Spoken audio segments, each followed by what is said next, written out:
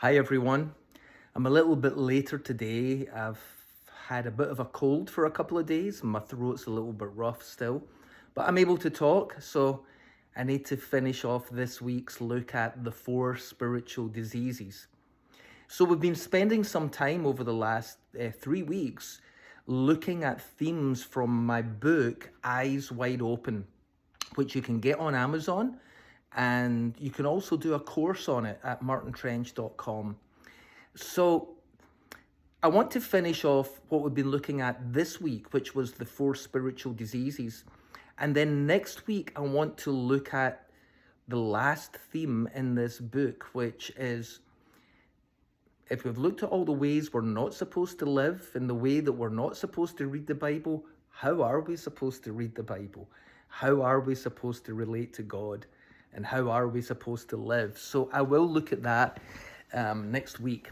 This week, I want to finish off with just looking at legalism, literalism, dualism, futurism. So let's look at literalism and legalism together. Those are two false teachings which for some reason are very popular amongst Christians that do not produce faith, but rather produce guilt and shame. Literalism and legalism produce guilt and shame. And dualism and futurism produce anxiety and fear. And honestly, guilt and fear are not a good foundation for a relationship with God. Faith, hope, and love are the greatest, the Bible tells us.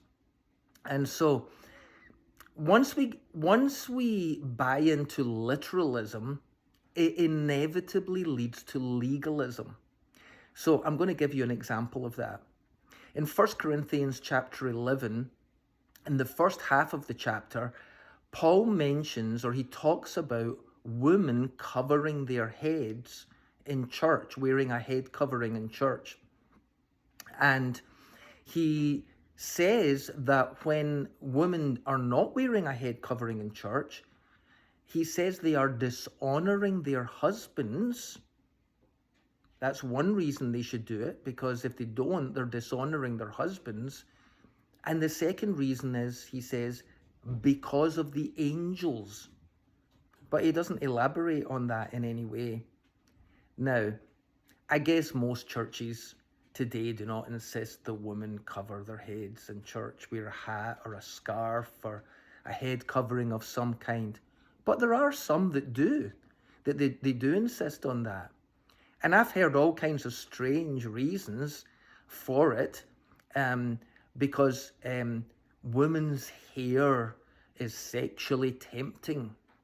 And in fact, so much so that it might even tempt the angels sexually as well, because of the angels.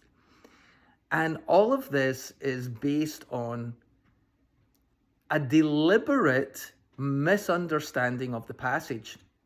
It comes from literalism. You read it and it says there a woman should cover her head in church, especially if she's praying or prophesying. That means doing something up front that people are looking at her. That if she does not do that, she's dishonoring her head, not her physical head, he says, but her husband, who is the head of the family, and that she should cover her head because of the angels. Well, it says it there in black and white. Therefore, that's what it means, literalism. And so if you have to obey it, and if you don't, you're sinning, legalism. But people who say that make no effort to actually understand the Bible. They say, I'm taking it literally. Yeah, but you're totally misunderstanding it. How about taking it seriously and trying to understand it? So let me give you a very quick synopsis.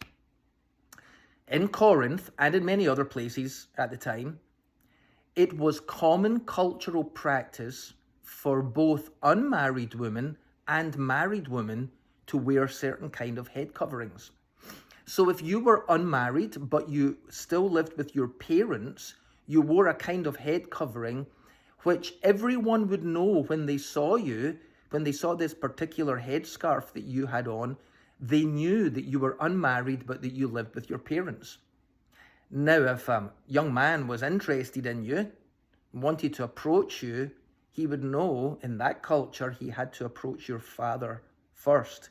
So he would see you with this head covering on, would find out who you were and who your family were, and he would approach your father and ask your father if he could take you out on a date, whatever the first century equivalent of that was.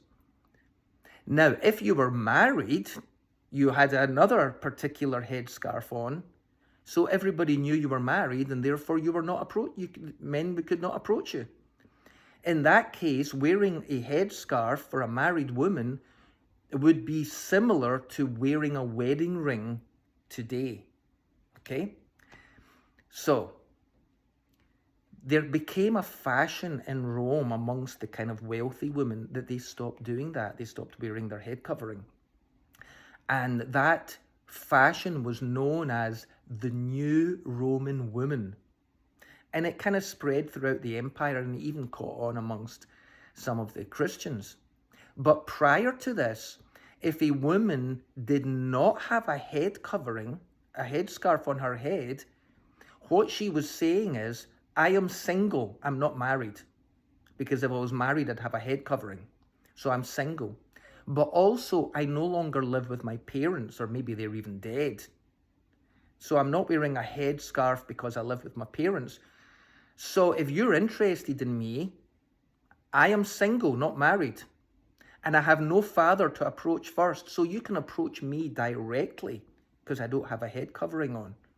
Today, it would be like a woman that doesn't have a wedding ring or an engagement ring on. And a guy might presume I can approach her directly. She's not claimed yet, so to speak.